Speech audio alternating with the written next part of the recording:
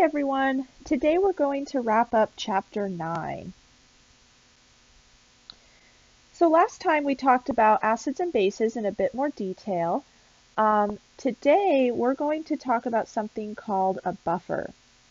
So buffers are solutions with the ability to resist changing pH when acids or bases are added to them. So this is something that's really useful if you need to maintain a particular pH value in your solution. So, for instance, when I was doing research, we needed our solutions to have a similar pH to human blood, which is about 7.4. So we could create these buffer systems that would have a very similar pH, and that solution would also maintain its pH even if we added more acid or more base. So that's what buffers do. They help keep a solution at a particular pH range. So it's kind of centered around a particular pH value. So many useful buffers consist of a solution that contains a mixture of a weak acid and a salt of the acid. So as an example, one particular buffer is acetic acid mixed with sodium acetate. So down below we have sodium acetate, and then we also have acetic acid. And remember, acetic acid is what's in vinegar. And this is also a weak acid, so it doesn't completely turn into hydrogen ions, so it doesn't completely dissociate in solution. Some of the original acetic acid molecules will remain intact. So what does that look like?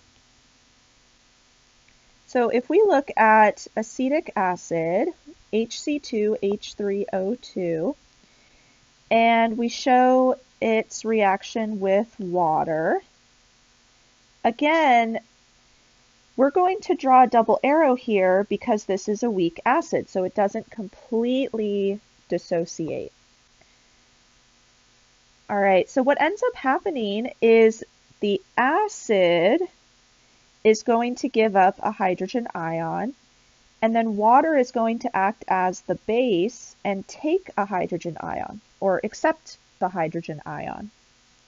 So then we end up with C2H3O2, and because we lost a positively charged hydrogen ion, this is going to become negatively charged.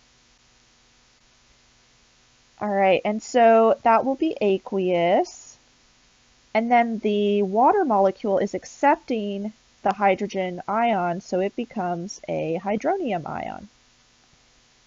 And that is also aqueous.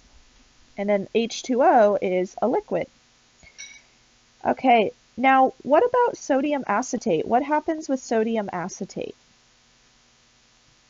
So NaC2H3O2, when it's dissolved in water, this is actually a weak base. So what ends up happening, and actually I'm going to take a step back here. Instead of showing its reaction with water, let's just show what happens when this is dissolved in water.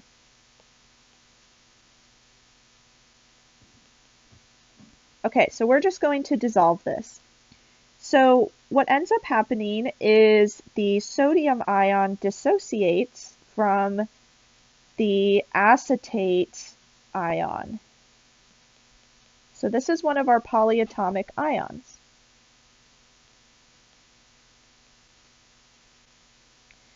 All right, so this is acetate as one of our products. And you'll notice it looks very similar to the product up above when acid is dissolved in water. Okay, so now let's show what happens when acetate actually interacts with water. So I'm just going to erase that bottom equation.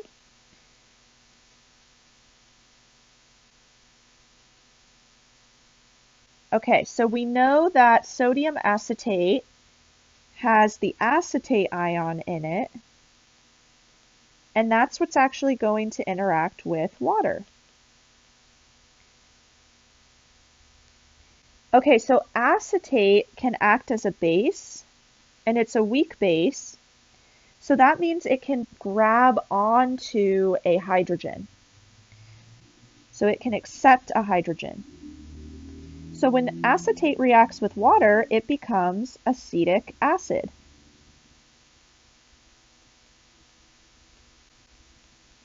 And then what's left over from our water molecule that's acting as an acid is OH minus. So we kind of have these two competing forces in a buffer. We have a weak acid, and that weak acid is producing hydronium ions, which are, of course, acidic. And then we have the acetate ion, which is acting as a base, and so that's producing hydroxide ions.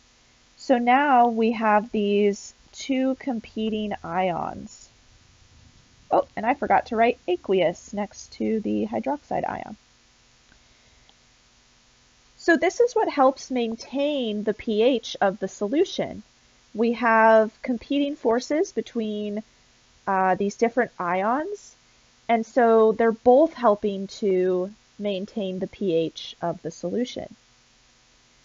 Okay, so let's see how that works. So let's say we have a buffer and we add some acid to it.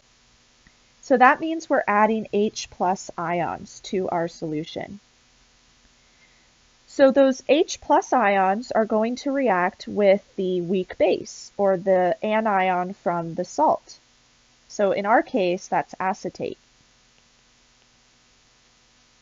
And again, remember that that is a weak base.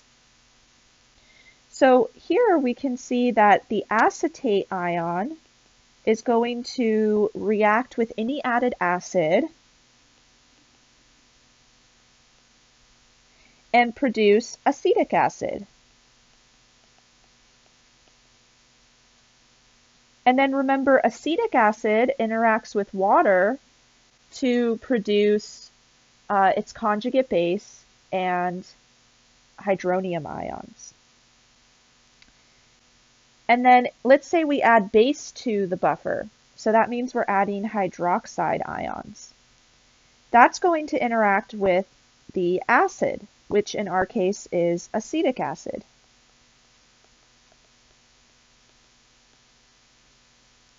So acetic acid will interact with our added base,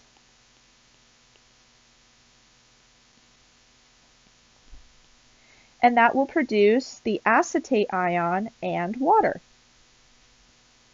So again, we have these two competing interactions, and both are helping to maintain the pH of the solution. Now, that might be a range, so maybe the pH will decrease a little bit when you add acid, but we're producing acetic acid, so that makes sense. And then maybe the pH increases a little bit when we add base. However, we're going to produce the acetate ion, so that does make sense. What we're really doing is preventing a huge spike in pH, either in the positive direction or the opposite direction. So now this is a limited range that can be maintained. So we have something called the buffer capacity.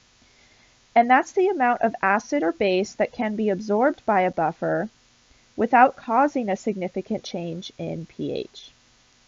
So basically what that means is buffers are not foolproof.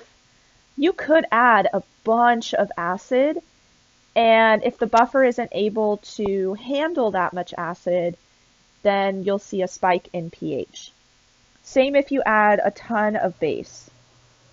So if you add a ton of base, then the buffer might not be able to handle all of that base, and you'll see the pH change drastically as well. So buffers do have limits to them. So let's look at this example here of an unbuffered solution versus a buffered solution. So in figure 1, the solution on the left is not buffered, so that means it cannot maintain a particular pH range.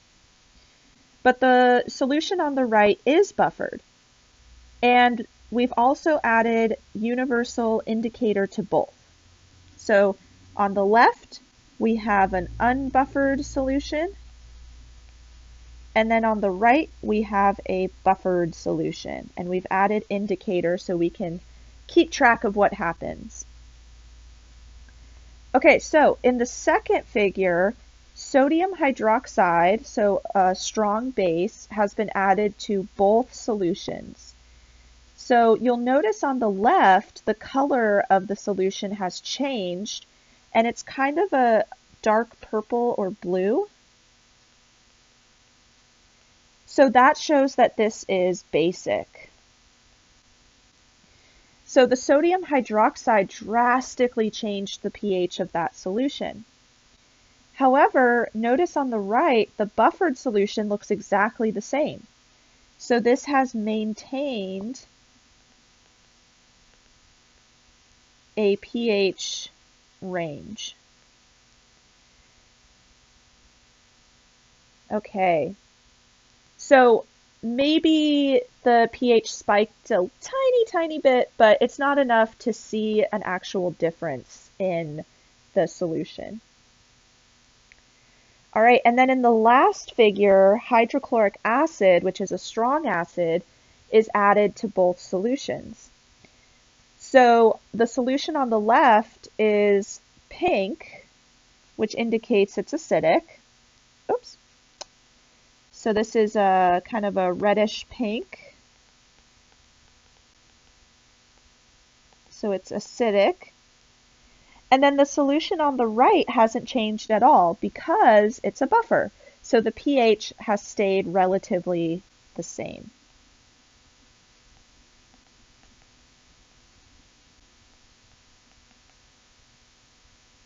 So again, buffers are really useful if you're trying to maintain a certain pH or a certain pH range.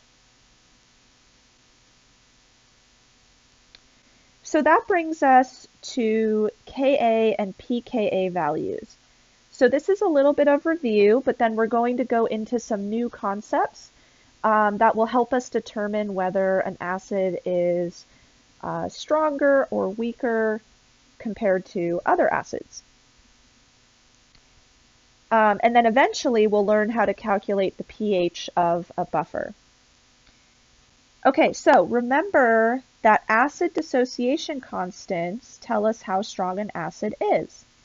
So notice that we have our equation that we've seen before where Ka, the acid dissociation constant, is equal to the concentration of hydrogen ions times the concentration of base over the concentration of acid. So this is assuming that we have some sort of acid reacting with water, and then we're producing a conjugate base, B minus, and the hydronium ion.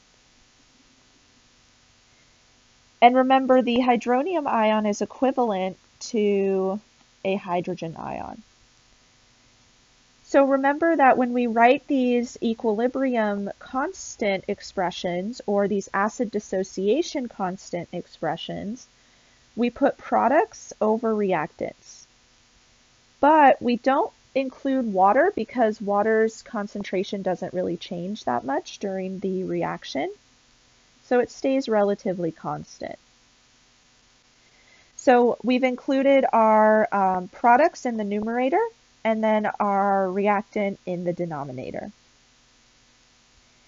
Now, also remember that if you have a large Ka value,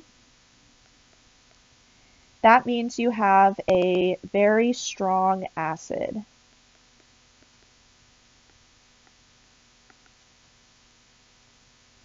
And if you have a small Ka value, that means you have a weak acid. And that makes sense. If you have a really large Ka value, that means you have a lot of product. So you have a lot of hydrogen ions. And so that means your acid is really strong. It's producing a lot of hydrogen ions. But if your Ka value is really small, that means you're not producing a lot of products. You still have a lot of reactants. And so that means your acid really isn't producing that many hydrogen ions, so it's not very strong. Now, there is another way to express the strength of an acid, and that's using something called a pKa value. So to calculate a pKa value, we take the negative log of your Ka value. So typically you'll be given a Ka value, or you can look it up in a table, and then you can calculate a pKa value. Now, pKa values are a little bit easier to digest. So let's actually look at a table of Ka versus pKa values. So at the top we have acetic acid, which is what we were using in our example. And the Ka value is 1.8 times 10 to the negative fifth. So that's pretty small, which means that acetic acid is a weak acid. But if we calculate the pKa value, so remember pKa is equal to the negative log of Ka. So this is kind of similar to our pH calculation, right? The pKa value for acetic acid is 4.74. And that number is a little bit easier to write. It's a little bit easier to think about. So pKa can be pretty useful. Now, what you'll notice here is, let's look at another acid. Let's see, let's look at bicarbonate. So the bicarbonate ion can act as an acid, but it's a very, very weak acid. So notice that its Ka value is really, really small. So it's on the order of 10 to the negative 11th compared to acetic acid, which is on the order of 10 to the negative 5th.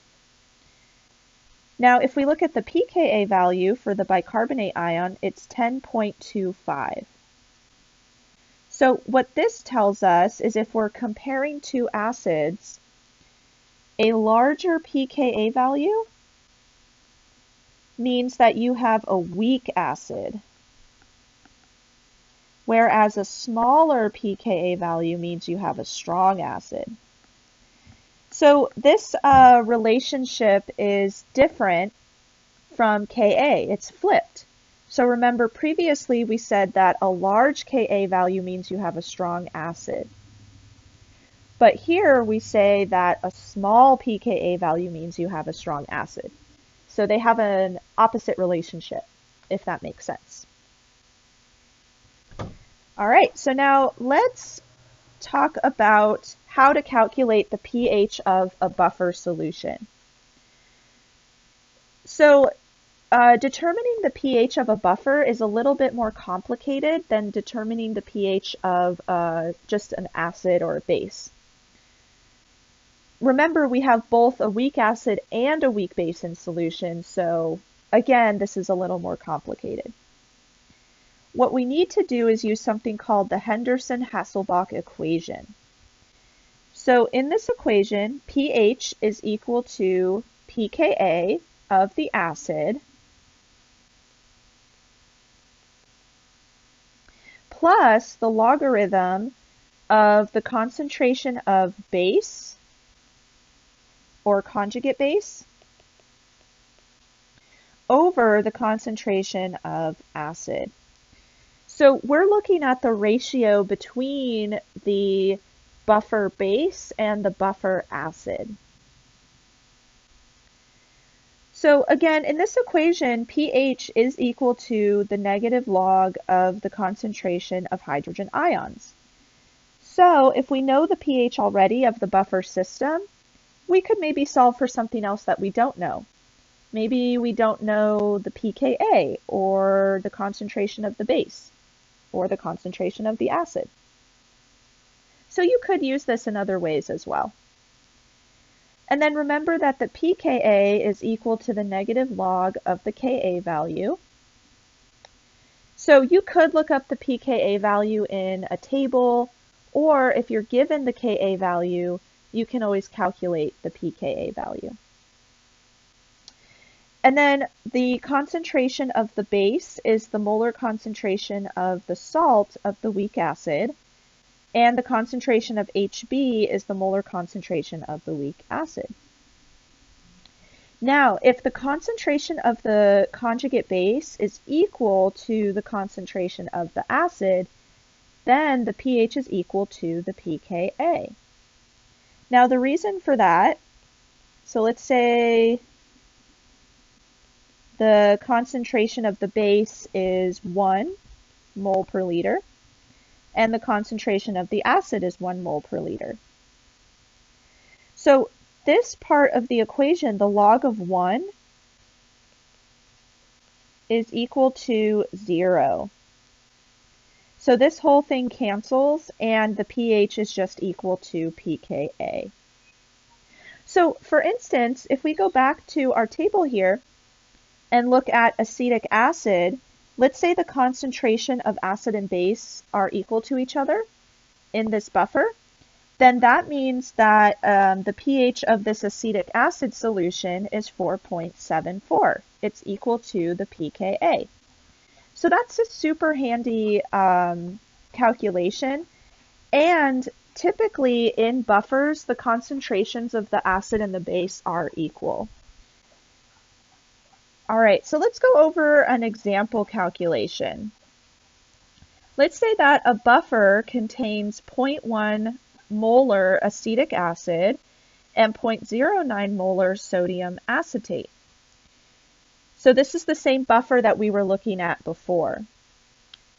Now, we saw that the Ka value of acetic acid is 1.8 times 10 to the negative fifth. We also saw the pKa value, but just for practice, let's actually calculate the pKa value. So what is the pH of this buffer? So you'll notice that we're given the concentration of the acid, acetic acid, so that's equal to 0.1 moles per liter. We're also given the concentration of the conjugate base. So sodium acetate, remember, we kind of ignore that sodium ion and we just put a negative charge on our acetate because it's lost a hydrogen ion. So this is our conjugate base, and that has a concentration of 0.09 moles per liter. And then we're also told that the Ka is equal to 1.8 times 10 to the negative fifth. And what we need to calculate is the pH. So our plan is to use the Henderson-Hasselbalch equation.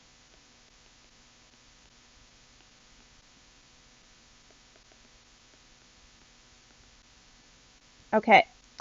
So remember that that equation told us that pH of a buffer is equal to the pKa plus the log of the concentration of base. So in our case, that's C2H3O2 minus over the acid, which in our case is HC2H3O2.